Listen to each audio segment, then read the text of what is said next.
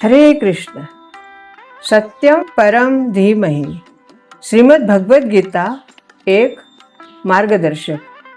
भगवद गीता के एक एक अध्याय और एक एक श्लोक को हम समझते हुए आगे बढ़ रहे हैं और अब तक अध्याय 4 पूर्ण हो चुके हैं। आज से अध्याय 5 शुरू होगा। अध्याय 5 कर्मयोग। अब तक हमने दिव्य ज्ञान देखा, उसके बारे में समझा। अब कर्मयोग क्या है? भगवान हमें कर्मयोग के बारे में क्या बताने वाले हैं, या कर्मयोग क्या होता है। एक शब्द से हमें इतना तो अंदाज आ ही जाता है कि कर्म, ये योग कर्म से जुड़ा हुआ है, और कर्म से जो योग जुड़ जाता है वह कुछ विशेष जीवन में घटित करता है। अब कर्म और योग, जो कर्म किसी अच्छे कार्य के लिए होता है या जिस कार्य के करने से कुछ दो बातों का जोड़ होता है, या योग अर्थात जोड़, जिससे कुछ नई उपलब्धि प्राप्त होती है, उसको कहते हैं कर्मयोग। तो आज हम देखेंगे अध्याय 5 श्लोक 1 और 2। श्लोक 1, अर्जुन उवाच, अर्थात यहाँ पे अर्जुन कह रहे हैं, संन्यासम कर्मणां कृष्ण पुनर्योगम च सांससि यच्छ्रेय एतयोरेकं तन्मे ब्रूहि सुनिश्चितम्। कितना ही स्पष्ट अर्जुन पूछ रहे हैं। सुनिश्चितम मतलब एक तरह से वो भगवान से याचना कर रहे हैं, या विनती कर रहे हैं, या प्रार्थना कर रहे हैं कि जो भी कुछ है आप सुनिश्चित करके मुझे बताइए। क्योंकि अर्जुन का भगवान श्री कृष्ण के ऊपर 100% से भी अधिक अर्थात संपूर्ण उनके ऊपर भरोसा है।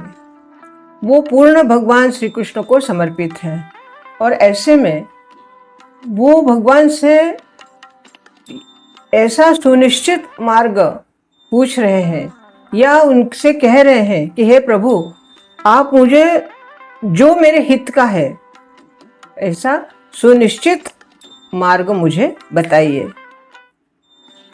अब भगवान क्या कहते हैं? श्लोक 2, श्री भगवान उवाच। यहाँ पे एक बात और समझने वाली है कि यहाँ पर जैसे महाभारत का जो लेखन है या उसके रचयिता हैं वो वेदव्यास हैं।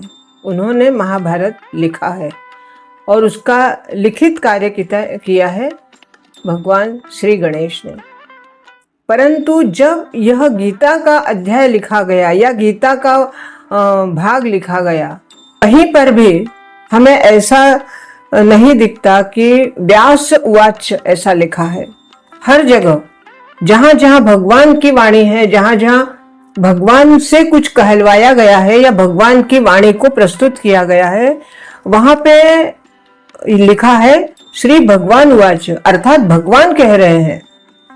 तो यहाँ पे जो भी कोई संदेह करता है कि भाई ये व्यास ऋषि ने लिखा है तो भगवान की वाणी कैसे हुई, परंतु पूर्ण महाभारत भले ही व्यास ऋषि ने लिखा है, परंतु ये जो भगवत गीता है ये भगवत गीता है, ये व्यास गीता नहीं है। इसलिए यहाँ पर लिखा हुआ है श्री भगवान उवाच,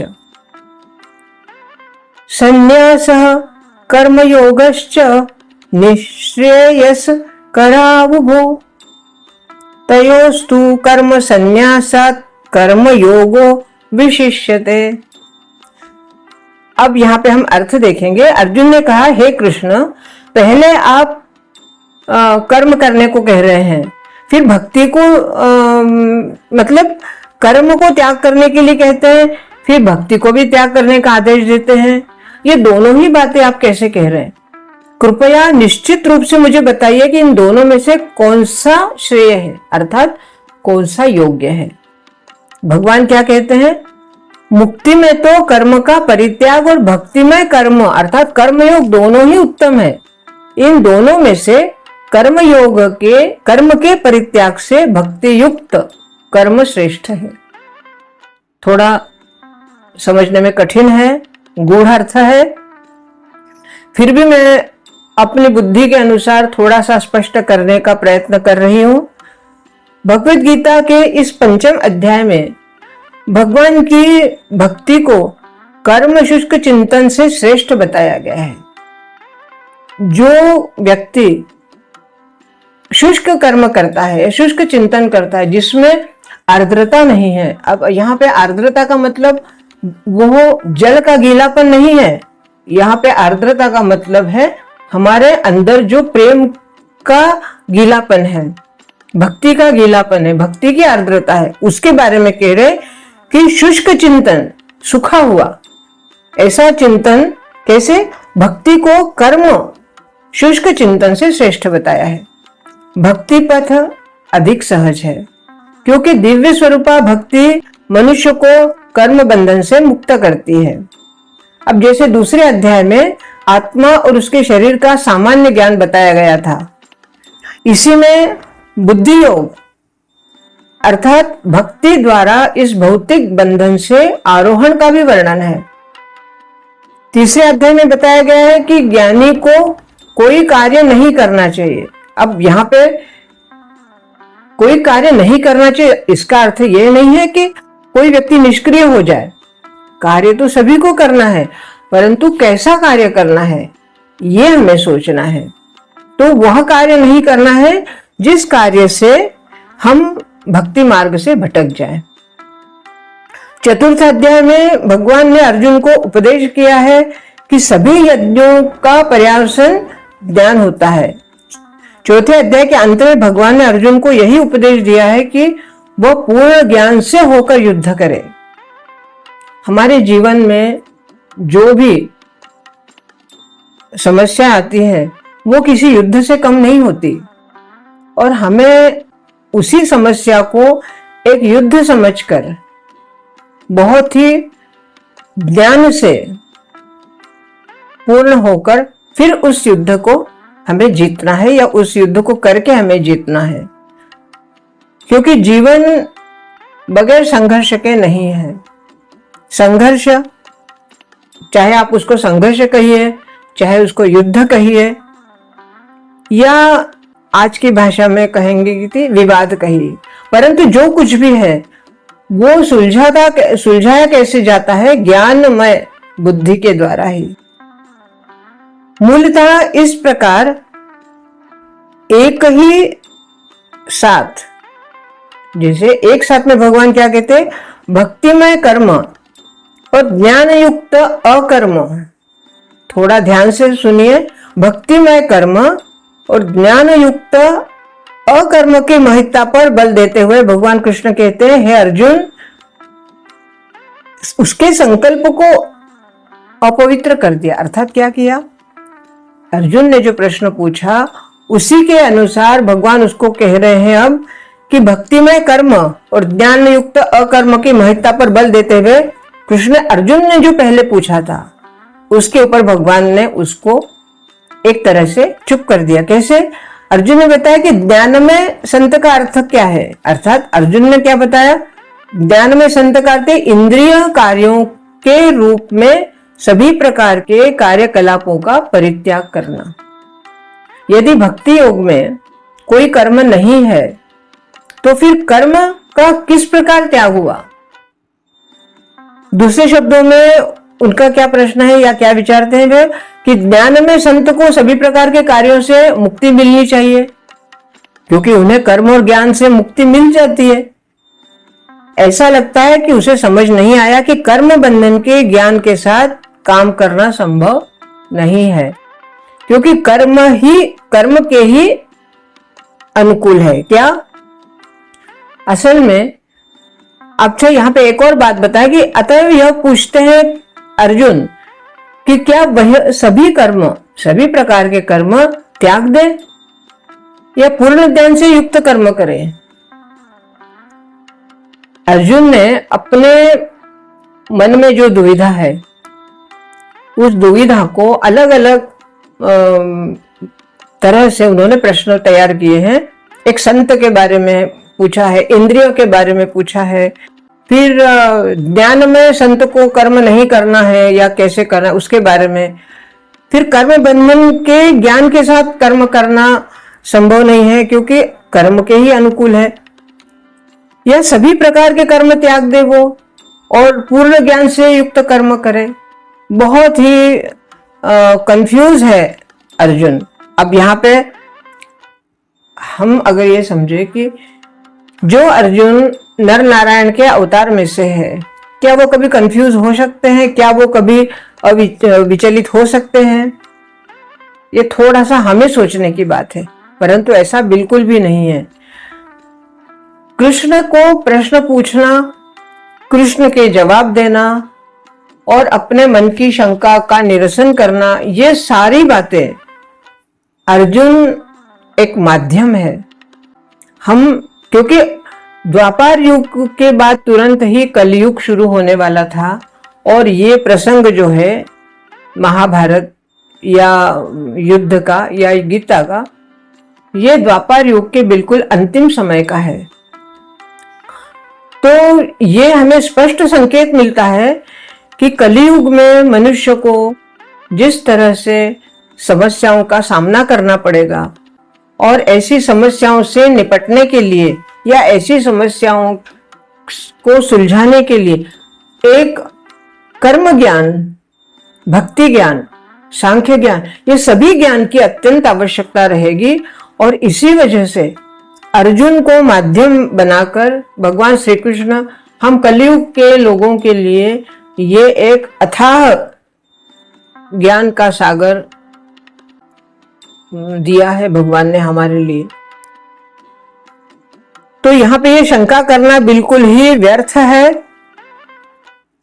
कि अर्जुन को इतनी सी बात समझ में नहीं आ रही थी। अब भगवान का जो उत्तर है वो क्या कहते हैं? सकाम कर्म इंद्रिय तृप्ति में चलना, अर्थात जो कर्म हम कर रहे हैं उस कर्म में इंद्रिय तृप्ति की अगर भावना है तो भवबंधन का वो कारण बन जाता है। जो उसको सकाम कर्म कहते हैं कि जिस कर्म के द्वारा हमारी इंद्रियां तृप्त हो रही हैं, उनसे हमें कुछ ऐसा लाभ मिल रहा है जो लाभ दिखाई नहीं देता, परंतु हमें लगता है कि हमें लाभ मिल रहा है, तो उसे भवबंधन का कारण बता रहे हैं। जब तक मनुष्य शारीरिक सुख का स्तर बढ़ाने के उद्देश्य से कर्म करता रहता है, तब तक वह विभिन्न शरीरों में देहांतरण करता है। भाव बंधन को इसी प्रकार वो जारी रखता है। कितने स्पष्ट शब्दों में भगवान ने कह दिया है कि जब तक मनुष्य शारीरिक सुख का स्तर बढ़ाने के उद्देश्य, अर्थात एक बार सुख मिल गया, फिर दोबारा, फिर 3 बार, फिर 4 बार, फिर 10 बार, कितना, उसकी कोई मर्यादा ही नहीं है। तो ये उनका कहना है कि अगर इस स्तर को, मतलब सुख और हमें चाहिए, कितना चाहिए, सुख की कोई तृप्ति ही नहीं है, तो उस सुख को आप प्राप्त करने के उद्देश्य से उसको बढ़ाते हैं कि और चाहिए। तो शरीर वृद्धावस्था के बाद वो समाप्त हो जाता है। तो वो जो आत्मा है, जो आत्मा मन के द्वारा हम सब ये भोगते हैं, इंद्रियों के द्वारा भोगते हैं, तो वो तृप्त नहीं होता, फिर उसे दोबारा शरीर लेना पड़ता है क्योंकि वो अतृप्त है। ऐसे बार बार बार बार सिर्फ शरीर की, इंद्रियों की तृप्ति के लिए वो बार बार शरीर बदलते रहता है और उस भाव बंधन को वो जारी रखा रहता है, क्योंकि उसमें से वो छूटता ही नहीं है। उसकी तृप्ति जब तक नहीं होगी वो उसी में डूबा रहेगा। तो इंद्रिय तृप्ति के पीछे जो मत्त है, उन्हें यह नहीं पता होता कि उनके क्लेशों से युक्त शरीर से यह उनके पिछले सकाम कर्मों का ही फल है। हालांकि यह शरीर नाशवान है, यह नाना प्रकार के लाभ भी देता है, दोष भी देता है। इंद्रिय तृप्ति के लिए कर्म करना कदापि श्रेयस्कर नहीं है। स्पष्ट भाषा में कह रहे हैं भगवान, जो भी व्यक्ति इंद्रिय तृप्ति के लिए कर्म करता है वह निरर्थक है, श्रेयस्कर नहीं है। जब तक मनुष्य अपने वास्तविक स्वरूप के विषय में रुचि नहीं रखता तब तक उसका जीवन अलग रहता है, क्योंकि वो मैं कौन हूं, मैं मतलब मैं नहीं, जो मैं आपके सामने बोल रही हूं ये मैं नहीं हूं, मैं कौन, मैं एक शरीरधारी हूं। तो जब तक हम अपने आप से नहीं पूछेंगे कि मैं कौन हूं, तो मैं आत्मा हूं, तो इस मैं तक जब तक, जो आत्मा है वहां तक जब तक हम नहीं पहुंचते तब तक ये इंद्रियों का खेल चलते रहता है। और जब तक वह इंद्रिय तृप्ति के बारे में नहीं जानता तब तक वो इंद्रिय तृप्ति के लिए कर्म करना छोड़ देगा। फिर कैसे भोजन करना है, तो भोजन हमारे शरीर की आवश्यकता है, इसलिए भोजन करना आवश्यक भी है। परंतु रसना, हमारी जिह्वा जो हमारी रसना है, उसके स्वाद के लिए जो हमें अच्छा लग रहा है वो बार बार खा लेना, या जो हमें अच्छा लग रहा है उसको हमारा शरीर स्वीकार नहीं कर रहा है फिर भी उसे ग्रहण करते रहना, ये इंद्रिय तृप्ति है। या हमारी आँखों को पता है कि इस चीज़ के देखने से या एक से अधिक समय तक किसी एक ही जो नहीं देखना चाहिए, स्पष्ट शब्दों में कहूँ तो ऐसे में हम आँखों की तृप्ति के लिए वो कार्य कर रहे हैं, वो बिल्कुल गलत है।